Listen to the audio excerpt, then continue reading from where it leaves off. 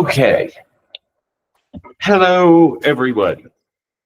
Sorry, I'm a little blurry, and I will have the video better for next time. And I have with me Lorraine Raduno, who is a board member that simultaneously turns into an ivy every once in a while. We want you closer. Yes, okay.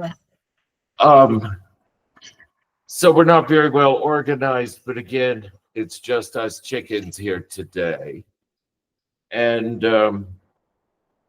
so first of all, the first thing to do, no matter how many people here, is to welcome you and say thank you for coming. As I mentioned in the invitation, there's been so much going on. We all need to focus on something positive. And so let's have a meeting and let's talk about doing something positive because we have some examples. So welcome everyone. The Congregation of Patient Advocacy is a 501c3 faith-based organization that helps people make healthcare decisions with dignity, clarity, and compassion. We believe that preparing an advance directive and choosing a healthcare advocate are sacred acts that honor personal values and strengthen relationships. Our mission is to provide guidance, education, and support so that no one faces life's transitions of care alone or unprepared. Just gonna move it. I'm trying. So for board introductions, hello everyone, I am Rob Stewart. I'm sure you know that. And Lorraine is our secretary. I'm the president or chairman. Ralph Stewart doesn't appear to be with us today, but he's our treasurer. And we have 2 new board members because we increased the size of our board from 3 to 5. Teresa Webb, which bless Teresa's heart, I push most of being a secretary over to her. Thank you, Teresa. I know. So we do cross over quite a lot. And because Elizabeth has about the most demanding job of any of us, Elizabeth gets to make important things like saying, that looks terrible. And then we regroup. So she's our seeing eye helper, and Lorraine is our Secretary. Yep. I'm Later. texting When you don't text, when you text people in a meeting, everybody feels it and disconnects. Oh, I'm sorry. I was just seeing You're who he on was. camera. I'm sorry. I was trying to find Ralph. Ralph was a grown man. He'll take care of himself. Okay, I'm the caregiver. So that's the board of directors. Got it. And we move on. Just a few things to update you. I know we talked about having more meetings, better meetings. For instance, meetings where I can see you and you can all interact. That will be done for next time. I'm terribly sorry. I should have rehearsed. Little bit to go. I've got 2 more items of business update. Number 1 is all of our organizational tasks are complete. That includes banking, attorneys, and accountants. And so we're now fully functioning. We're fully legitimate. We're fully legal. And we are officially a 501c3. Last year, this year, and next year, it's going to be very important that we get donations from a broad number of people, because my goal is to go above and beyond the 501c3 requirements. And it's very important to me that we show broad community support and that we get an actual determination letter from the IRS acknowledging we've done every bit of this right. So with all our financial house in order, what that means is we can now receive donations to support our work, which I appreciate it because I've paid personally for everything for the last 10 years, so I never had to ask for money. The second thing is we can pay for necessary expenses to do our work as outlined in our mission statement. So this allows us to move forward with key projects, including outreach, training, and resources for those in need. The last item of business is going to be the fun part. We're ready now for website development. We have all of our materials written. We just need to start pulling from them and make it a bit more friendly and easily presented on the front page of the website. Our goals for the website is for it to be a central hub for learning. People don't know what advocacy is until they've been taught. Unless you learn from necessity, and a bunch of trial and error. And our goal in this is that you don't have to do that. You have somewhere to be prepared and to begin learning. So learning, we want to have resources about patient advocacy on our website, advanced directives in healthcare power of attorney. One of the things, a primary goal of our website is going to be to let you go to the site and put in a little bit of information and get your own advanced directive in healthcare power of attorney. In the old days, you never know when you're going to see someone that says, oh, I need to do that. I haven't done that. 10 years ago, 12 years ago, many years ago, after having seen what happens if the unexpected occurs and you haven't set your own wishes, you haven't named anyone that you trust, the default is to keep you alive. And I've seen that happen in very cruel ways. And that's why I feel so strongly about the advanced directive and how it provides dignity. So you'll be able to do one on the website yourself. The reason I'm personally looking forward to it is if I'm in public and someone says, oh, I need to do that, I can whip out my phone. We can type in a couple of things. It will let them sign it right there on the device they're using to complete it, and it will email it to them for them to send to their providers. Simple. So that's the main items of business. We will, I assure you, continue conducting business until we meet again. And hopefully it's much more of the same, and it works and it feels good. And with that, in the invitation, I said that we were going to discuss an article. I know nobody read it. Maybe one person read half of it. That would be. I said it to Teresa a couple of weeks ago, and I said, Teresa, as much as we talk about advocacy, this is an article in the Huffington Post about it.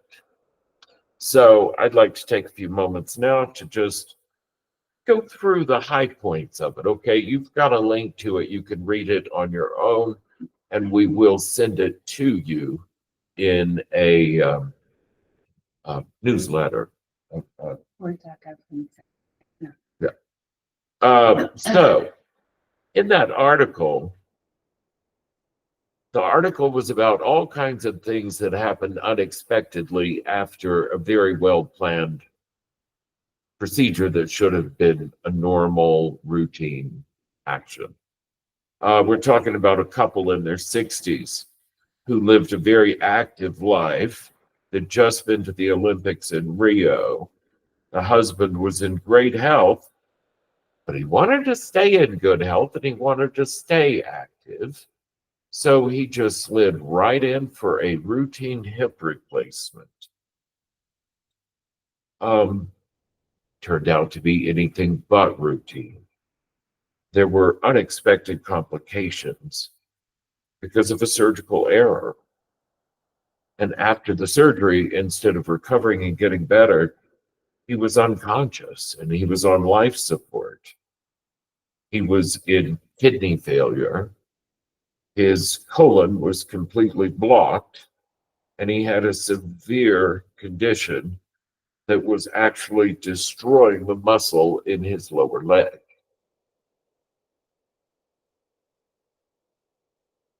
We have another member who's not here with us today, but we went through an experience much like this where he went in for a routine colonoscopy,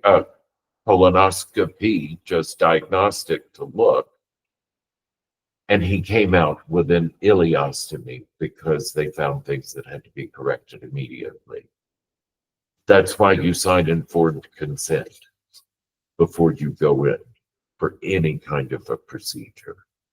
Doesn't make you a victim if something happens that you don't fully understand and you weren't prepared for. This is just the next thing we have to deal with. Okay. So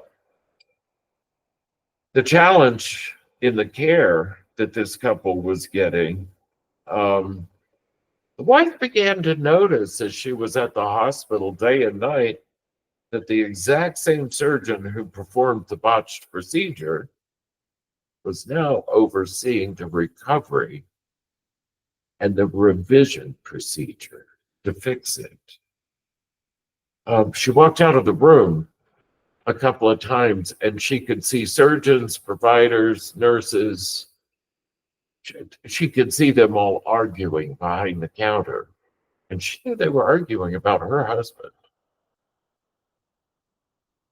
None of that made her feel confident. And in fact, she felt powerless and unheard. If I could see everybody, and if we have a bigger crowd, I'd say, raise your hand if you've ever felt like that. I know. I can see the list of who's here. I know you have. So there was a chance encounter because this couple wasn't Jewish. I got the impression from reading the article that they weren't much of anything religiously. And so the last place they would expect to get life-changing advice is, picture it, a rabbi, a doctor, they're walking down a hall. Okay, it's not a punchline. There's no punchline. It's true, it's how it happened. The rabbi walked up to this woman who she'd been seeing because she was the hospital chaplain, and they see more than you realize. You may feel very alone in that moment, but I can assure you somebody in that hospital sees you and knows what's going on. They may not take the right action, but they've seen these things before. So the rabbi just walked over, didn't ask her any questions, just looked up and said, you know, you can move him to a different hospital. And as it says in the article, this unexpected guidance empowered Nancy to take control of Joel's care. So all she needed is a rabbi to walk by and just give her a simple positive statement that told her one constructive thing she could do. And I always say, we do the next right thing. I don't care what happened before. We do the next right thing. So Nancy took action. She researched. She found a larger hospital that specialized in limb salvage. She went through some bureaucratic delays. She arranged for her husband to be transferred late at night. And it took 2.5 months of extremely specialized care. But Joel walked out of there with his leg and his life and his wife. And I'd like to imagine that nothing in that family will ever be the same because it's based on how the family interacts together. And that husband and wife are stronger together after that than they ever were before. Because, hate to say this kind of stuff, but that which doesn't kill us makes us stronger. And as an advocate, you begin to see that more and more. So I have notes here about the power of advocacy. Nancy's experience revealed a critical truth. Speaking up can change everything. Patients and families must take an active role in their care, challenge assumptions, and seek the best possible medical outcomes. Everybody has stories about that. Okay, everybody survived something or seen someone that didn't. And as we have meetings, once I finally get it where you can interact too, we'll explore that in more detail as well. So then what we do now is we just heard a story about a stranger that appeared in print in a major respected publication. So let's take this away and look at what lessons we have for us based on our own framework of faith and belief that we've built as our structure. First thing, trusting your advocate. The wife was thrown into a role she wasn't prepared for, and it highlights the importance of choosing an advocate in advance and having these types of conversations before a crisis happens. The right to seek better care. Too often, patients feel trapped in a broken system. This story reminds us that we are not powerless. We have the right to seek better care. We have the right to get second opinions, and we have the right to even change hospitals. Okay. There's so often a feeling of, oh no, I'm going to hurt their feelings if I do this, or like the equivalent of being afraid to send a rare steak back that you asked to have well done, and you sit there and try to eat it because you're afraid they're going to spit on your plate before they send it back out. Okay. If anybody's worried about that in a medical circumstance, that's one way that I can promise you for sure you're in the wrong place. Because everything should be professional. Families, advocates, the consumer experience of it should be filled with dignity and understanding. And if you're not achieving that and you're not confident you can fix it where you are, then fix where you are and go to where you need to be. Faith and unexpected guidance. A hospital rabbi, a stranger, stepped in to give Nancy the push she needed. Advocacy is not always about knowing all the answers. It's about listening, learning, and taking action when it matters most. This is why we believe that preparing an advance directive and appointing your healthcare advocate are not just medical decisions. They are sacred commitments that reflect our declaration of faith as the Congregation of Patient Advocacy. Here's a few. Every life deserves dignity. Healthcare choices should align with personal values and beliefs. No one should have to navigate these decisions alone. If that's all we take away from today, damn, that's good. Okay. So I read that, and that was our story about someone we don't know. And as I was thinking, I don't feel so good. I need to talk to, we need to talk to people that share our values, beliefs, loves, trusts. I thought of a situation that happened in our very board of directors with Lorraine Ratuno. Why she's sitting here with me today. So to bring it closer to home, I'm going to now turn this over to Lorraine, again, one of our original founding board members over 10 years ago. And she's going to tell us a personal story of advocating for those who can't advocate for themselves. You see, for over 40 years, Lorraine has advocated for her disabled sister, Nancy. Nancy was born with developmental challenges. What started as a push for independence for her, and it is pure coincidence that the female character in both of the stories we're reading is named Nancy. Nancy's push for independence turned into a lifelong commitment to ensuring that her healthcare needs and her right to live with dignity were met.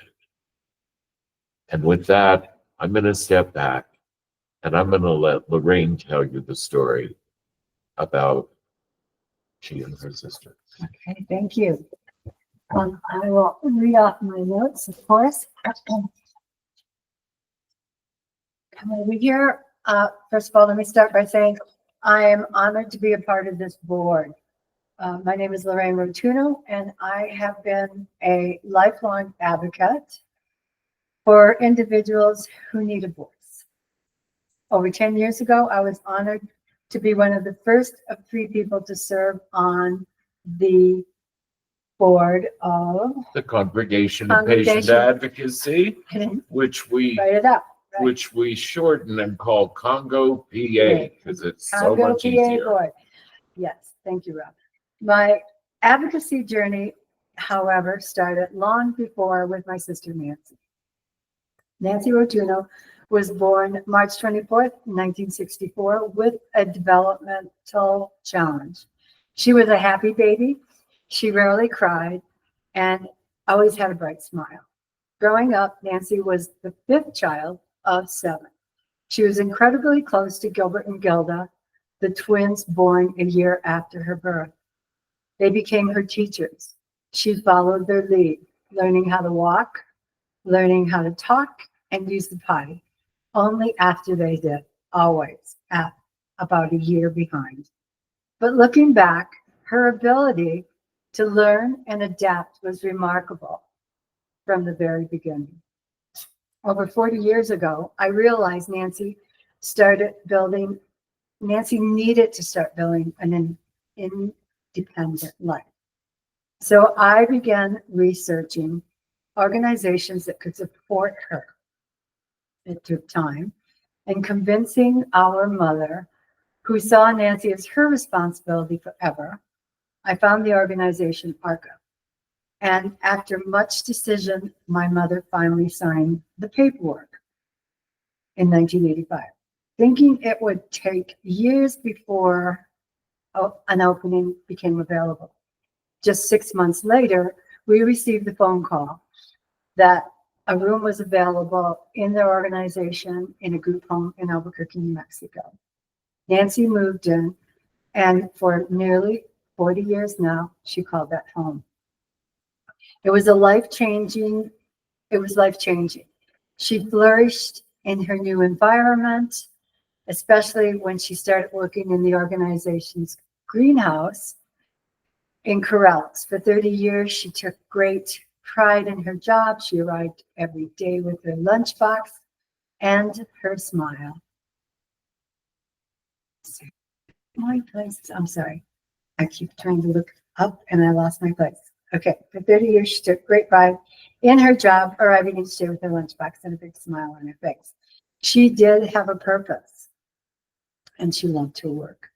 Unfortunately, she began experiencing balancing issues, and ARCA determined she needed a one-on-one, and they were one-on-one supervision, and they were unable to support and provide that for her. She had to retire, which was heartbreaking for her. Nancy's transition into retirement was not easy. Losing her job meant losing her major source of joy and purpose. In September of 2023, she suffered a serious ankle fracture, the same ankle she had broken 6 years prior to. During the whole time, I stayed by her side in the hospital and the rehab, making sure that she had the care that she needed, because I know Nancy's communication style. I was able to advocate for her when she could not. During her hospitalization, I discovered a major oversight. Her medical records were outdated. Just days after the surgery, Nancy began to decline instead of recover. She couldn't hold a fork. She couldn't speak. She was nearly what's the word? We can't speak. Can't speak. Right. Okay. There we go. And she was becoming very unresponsive. The rehab facility even gave a list of nursing homes to me to consider, which set me into a tailspin. I knew I had to figure out what was really happening. Alarmed, I reached out to Rob for guidance, and his immediate advice was have her checked for a stroke or something neurological, and then we'll go from there before we decide the next step. By the time I got her back to the hospital, she was already in a coma. Doctors initially suspected cirrhosis of the liver due to the high ammonia levels. But after a thorough review of her medications, we had discovered the issue. Depakote toxicity.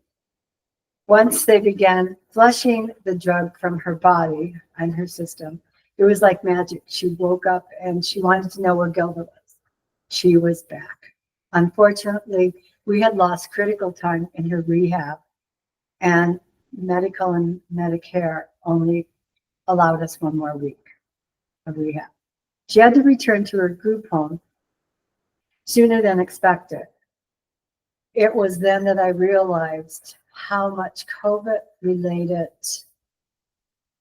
staff shortages had impacted the quality of the care in her home. With the help of Rob, my ghostwriter and my advocate, always, I contacted ARCA's leadership with a detailed message. Hello. I won't trail off. I'm sorry.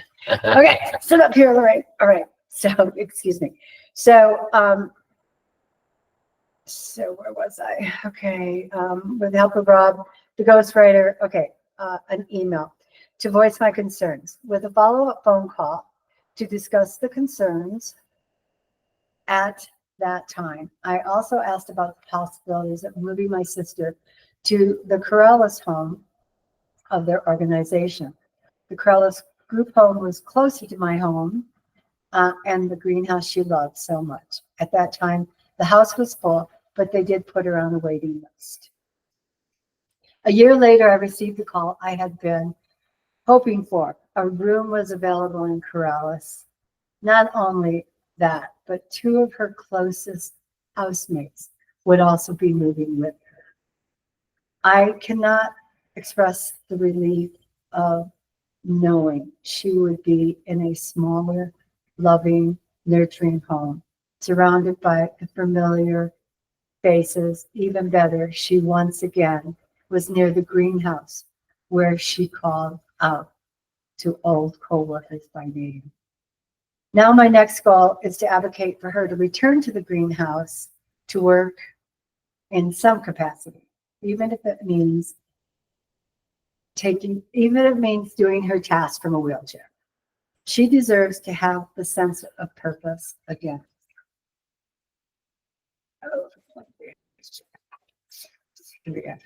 Thank you for her patience. Nancy has always been a source of light to our family. She's happy, loving, and caring for others in her own way. Being her advocate has been one of the greatest privileges of my life. My faith keeps me strong, and I pray that I always have the energy to continue being here for her and others who need a voice. Sorry.